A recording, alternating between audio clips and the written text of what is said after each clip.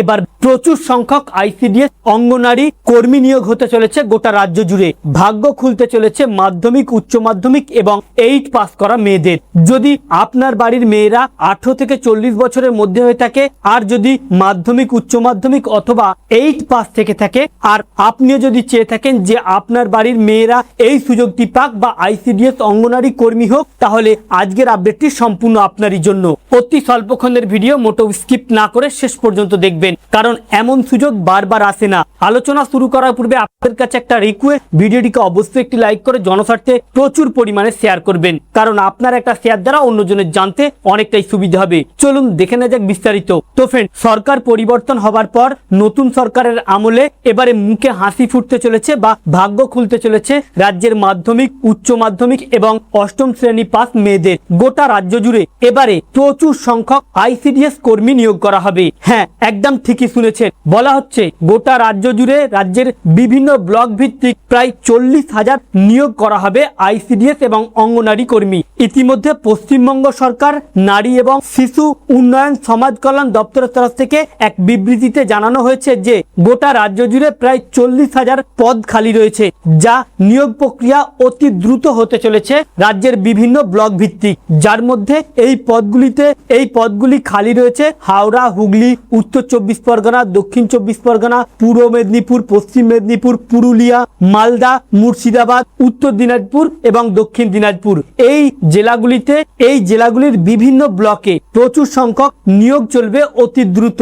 মূলত এই ব্লকের যে সকল মেয়েরা মাধ্যমিক পাস রয়েছেন অথবা উচ্চ মাধ্যমিক পাস রয়েছেন অথবা 8 পাস করে রয়েছেন, যাদের বয়স 18 থেকে 40 বছর, তাদের জন্য খুব দ্রুত রিক্রুটমেন্ট অ্যাপ্লিকেশন বা বিজ্ঞপ্তি জারি হতে চলেছে, যেখানে ওই অ্যাপ্লিকেশন জমা দেওয়ার পরে 100 নম্বরের একটি পরীক্ষা হবে। ওই 100 নম্বরের মধ্যে 30 নাম্বার থাকবে মাতৃভাষা এবং অঙ্ক, পাটিগণিত 20 নাম্বার এবং পুষ্টি, জনস্বাস্থ্য, শিশু যত্ন, সুষম খাদ্য, ভিটামিনের অভাবজনিত রোগ টিকাকরণ, এই বিষয়গুলিতে থাকবে 20 নাম্বার এবং সাধারণ জ্ঞান থাকবে 30 নাম্বার। যেখানে নিয়োগ প্রক্রিয়া মেধার ভিত্তিতেই হবে। পূর্ব সরকারে যেমন সোর্স লাগতো বা কোনো নেতা মন্ত্রীর সহযোগিতা লাগতো, এই নতুন সরকার দাবি করেছে যে এখানে কোন রকম দুর্নীতি হবে না, সরাসরি যোগ্য ব্যক্তিদের স্থান দেয়া হবে। তবে আপনাদেরকে জানিয়ে দিই, এই আইসিডিএস কর্মী বলুন বা আশা কর্মী বলুন, এটা কিন্তু একই দিনে একত্রিত এসএসসি, এমএসসির মতো, পাবলিক সার্ভিস কমিশনের মতো পরীক্ষা নয়।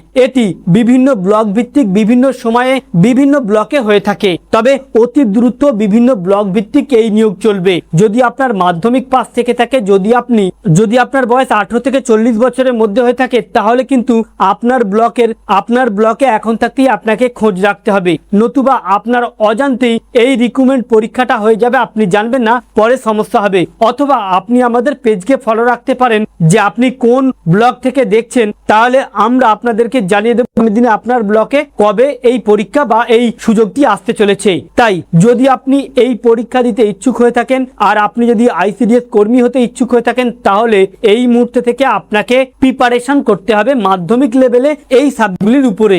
আর এখানে বড় নিয়ম হচ্ছে যে ব্লকের বাসিন্দা হবে সেই ব্লকে কিন্তু অগ্রাধিকার পাবে। যদি ধরুন আপনি পশ্চিম মেদিনীপুরের বাসিন্দা আর আপনার যদি ব্লকে পশ্চিম মেদিনীপুর কোনো রিক্রুটমেন্ট ফর্ম পাবলিশ হয় আর আপনি যদি ওটি আবেদন করেন, তাহলে কিন্তু ওই ব্লকের জন্য আপনি অগ্রাধিকার পাবেন। তো ফ্রেন্ডস, রাজ্য সরকারের যে ঘোষণা সেখান থেকে পরিষ্কার, খুব দ্রুত আইসিডিএস কর্মী নিয়োগ হতে চলেছে গোটা রাজ্য জুড়ে। তাই যারা দিতে ইচ্ছুক এখন থাকতেই প্রিপারেশন নিয়ে থাকুন, কে জানে ভাগ্যের চাকা কার কখন খুলতে পারে। আমাদের উদ্দেশ্য ছিল এই আপডেটটি আপনাদের সামনে উপস্থাপন করা, যাতে আপনাদের জানতে সুবিধা হয়ে থাকে। ভালো লেগে থাকলে ভিডিওটিকে অবশ্যই একটি লাইক করে জনস্বার্থে প্রচুর শেয়ার করবেন। Thank you friends, thank you for watching.